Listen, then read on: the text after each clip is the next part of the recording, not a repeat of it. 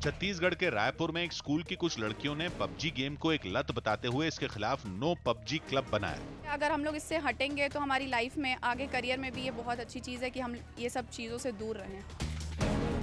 दिल्ली में डॉक्टरों ने वायु प्रदूषण की वजह से पहली बार एक महिला को फेफड़ों का कैंसर होने का दावा किया। मुझे इसका कहीं न कहीं प्रदूषण से संबंध नजर आता है। सावन के महीने में उज्जैन के महाकाल मंदिर में दर्शन करने पहुंची पूर्व केंद्रीय मंत्री उमा भारती के पहनावे पर वहां के एक पुजारी ने सवाल खड़े कर दिए। महाकाल मंदिर समिति के मुताबिक गर्भगृह में जाने वाली महिलाओं के लिए साड़ी पहनने का नियम है।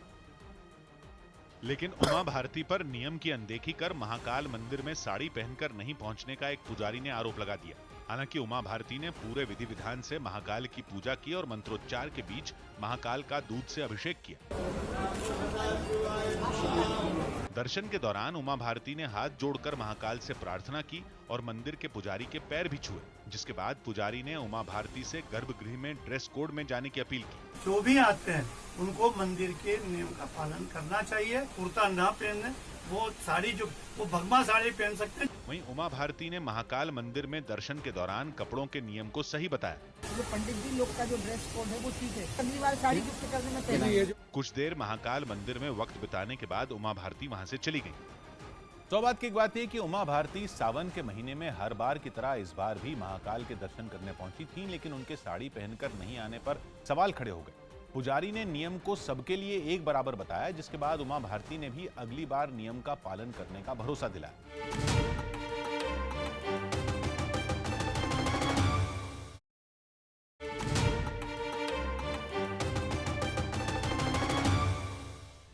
चीन के घोंशिन में एक बच्चा 7 मंजिला इमारत की 6ठी मंजिल से नीचे गिर गया। इमारत से गिरने के वक्त बच्चा अपने अपार्टमेंट में अकेला था, जिसकी वजह से वो खेलने के दौरान 6ठी मंजिल की बालकनी से लटक गया और कुछ देर बाद नीचे गिर गया। हादसे के वक्त दूसरे अपार्टमेंट से लोग बच्चे का वीडियो रिकॉर्ड कर रहे थे। करीब 4 साल का बच्चा कई बार बालकनी में वापस जाने की कोशिश करता नजर आया, लेकिन इसी दौरान उसका हाथ छूटने से वो 6ठी मंजिल की बालकनी से नीचे गिर गया।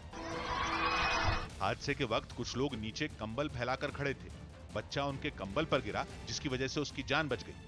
सौभाग्य की बात यह कि बच्चे को मकान में अकेला छोड़ना महंगा पड़ सकता था। अच्छी बात यह रही कि वहां रहने वाले लोगों ने वक्त रहते बच्चों को देख लिया और सूझबूझ दिखाते हुए बच्चे की जान बचा ली।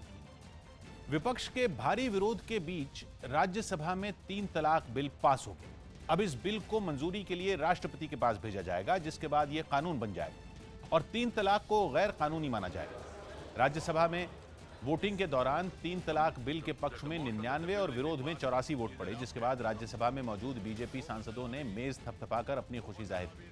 राज्यसभा में नए सांसदों को सीटें अलॉट नहीं की गईं, जिसकी वजह से बिल पर मशीन के बदले पर्ची के जरिए वोटिंग। इस बिल पर अपनी बिल को पास करवाने में बीजेपी कोई कमी नहीं छोड़ना चाहती थी, इसलिए व्हिप जारी कर सभी सांसदों को सदन में मौजूद रहने का निर्देश दिया गया। 3 तलाक बिल पर इस जीत के साथ यह भी तय हो गया कि लोकसभा के बाद अब राज्यसभा में भी सरकार के लिए विपक्ष की चुनौती लगभग खत्म हो चुकी है और यह इस बात का संकेत है कि आने वाले दिनों में सरकार का कोई भी बिल राज्यसभा में नहीं अटकेगा। राज्यसभा में अल्पमत में होने के बावजूद 3 तलाक जैसा विवादित बिल पास करा लेना मोदी सरकार की बड़ी कामयाबी है। अब यह तय है कि आने वाले दिनों में लोकसभा की तरह ही राज्यसभा में भी सरकार अपनी मर्जी के कानून पास करवा सकेगी। राज्यसभा से 3 तलाक बिल पास होने के बाद मेरठ में कुछ मुस्लिम महिलाओं ने मिठाई बांटकर जश्न मनाया। महिलाओं ने राज्यसभा से भी 3 तलाक बिल के पास होने पर एक दूसरे को बधाई देते हुए मिठाई खिलाई और इसे अपनी जीत बताया। वहीं केंद्रीय कानून मंत्री रविशंकर प्रसाद ने 3 तलाक बिल के पास होने का श्रेय प्रधानमंत्री नरेंद्र मोदी को दिया। आज मैं अपने प्रधानमंत्री मोदी जी का अभिनंदन करूंगा। जैसे ही 14 में विषय आया, सुप्रीम कोर्ट में 13 से पेंडिंग था, कांग्रेस पार्टी ने जवाब नहीं फाइल किया था। उन्होंने कहा जाओ खड़े हो जाओ, 3 तलाक की पीड़ित बेटियों के साथ हम खड़े रहेंगे, और वो खड़े रहे। और आज मुझे सबसे संतोष हुआ, अभी घर पे मेरी सायरा बानो आई थी, इशरत जहां आई थी, आज उनके चेहरे पर जो मैंने सुकून देखा है तो मैं मानता हूं कि मेरा जीवन धन्य हो गया। 3 तलाक बिल पिछले 2 साल में 2 बार लोकसभा से पास हुआ, लेकिन दोनों बार राज्यसभा में जाकर अटक गया।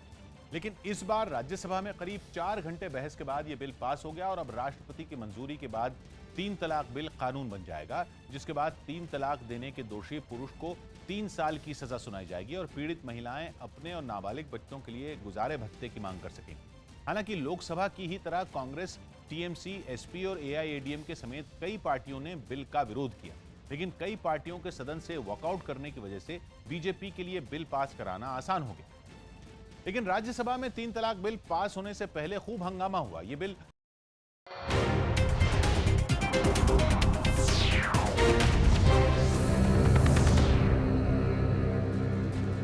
आप देख रहे हैं आज की